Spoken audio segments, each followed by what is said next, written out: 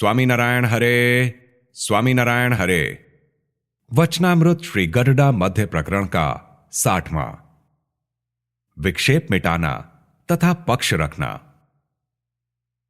संवत 1881 में श्रावण कृष्णा चतुर्थी 14 अगस्त 1824 को स्वामी श्री सहजानंद जी महाराज श्री गरुड़ा स्थित दादा खाचर के राजभवन में पश्चिमी द्वार के कमरे के बरामदे में पलंग पर विराजमान थे।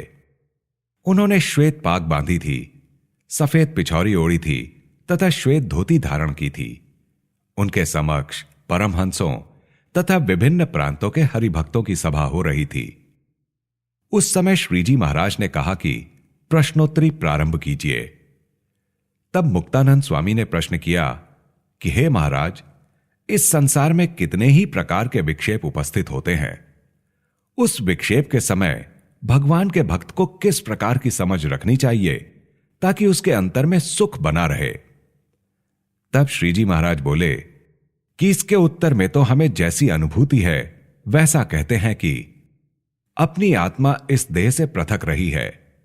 ऐसी आत्मा का निरंतर आलोच रखे तथा माइक पदार्थ मात्र के नश्वर होने का अनुस्मरण रखे तथा भगवान के महात्म्य ज्ञान का अभिसंधान रखे, तो इन तीनों साधनों से उसे कोई भी विक्षेप बाधक नहीं बन पाता।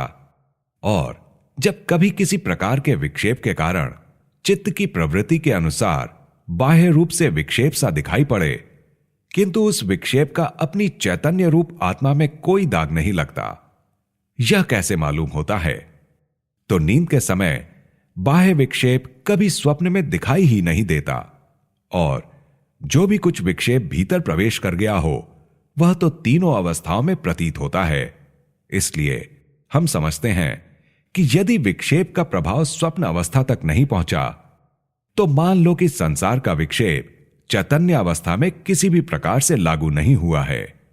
और भगवान के किसी भी भक्त को किसी भी प्रकार के दुख का विक्षेप हुआ हो तो उस विक्षेप का प्रभाव हमें अंतःकरण में अच्छी तरह प्रतीत होता है, किंतु ऐसा नहीं कि वह प्रतीत नहीं होता।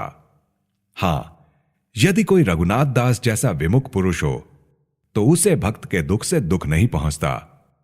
जैसे कि जब रामानंद स्वामी ने देहोत्सर्ग किया तब समस्त सत्संगी जन शोकमग्न हुए, किंतु रघुनाथ दास को लेश मात्र भी शोक नहीं हुआ, बल्कि उस समय तो वह हंसता हुआ दूसरों के साथ बातें कर रहा था।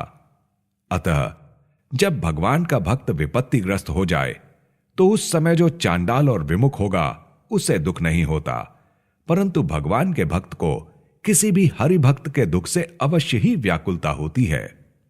और यदि कोई भगवान के भक्त की हत्या कर रहा हो या उसे कोई दुख देता हो, ऐसी स्थिति में यदि कोई पुरुष उस भगवान के भक्त को बचाने के लिए बीच में आकर मर भी जाता है या घायल भी हो जाता है, तो उसके संबंध में शास्त्रों में कहा गया है कि इस प्रकार प्राणाहुति देने तथा आहत होने से उसके ब्रह्म हत्यादि 5 महापाप मिट जाते हैं।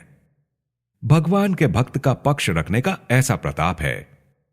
और जिसे भगवान के भक्त का हितकारी वचन भी बाण की तरह हृदय में चुभता हो तथा वैर भाव की ऐसी ग्रंथि पड़ जाए जो उसके जीवित रहने तक वह नष्ट ना हो पाए, ऐसा जो चांडाल सदृश जीव हो, वह यदि धर्मयुक्त, त्याग युक्त तथा तपस्वी भी क्यों ना हो, उसका सब कुछ वृथा है। इसके अतिरिक्त अन्य भी कोटि उपाय क्यों ना करें, पर उसकी आत्मा का कभी भी कल्याण नहीं होगा।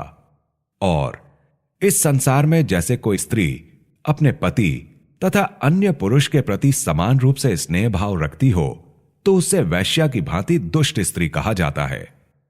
वैसे ही इस संसार में जो पुरुष ऐसा कहता है कि अपने लिए तो सभी साधु एक समान हैं, इनमें से किसको अच्छा और किसको बुरा कहें, जो ऐसी समझ रखता हो वह यदि सत्संगी कहलाता है तो भी उसे विमुख ही समझना चाहिए।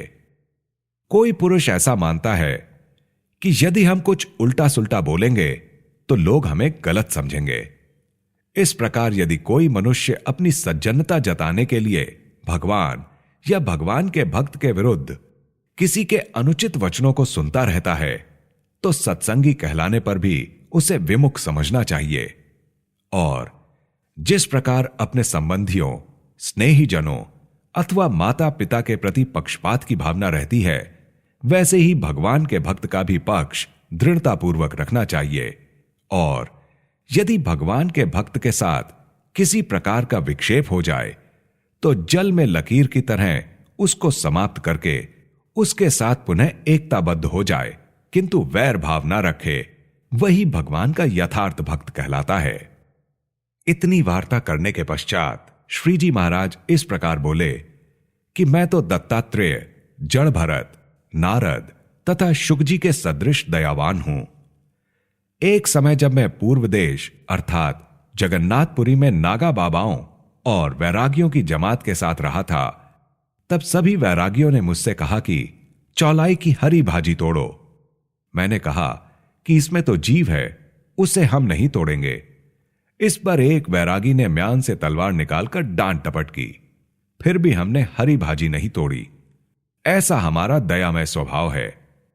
फिर भी यदि कोई पुरुष भगवान के भक्त को क्रूर दृष्टि से देखता हो और वह अपना स्वजन तथा स्नेही व्यक्ति ही क्यों ना हो, तो भी हमें ऐसा मनोभाव हो आता है कि उस दुख देने वाले की आंख फोड़ डालें, और यदि वह हाथ द्वारा भगवान के भक्त को दुखित करे तो उसके हाथ काट डालें। ऐसा उसके प्रति दुर्भाव हो जाता है।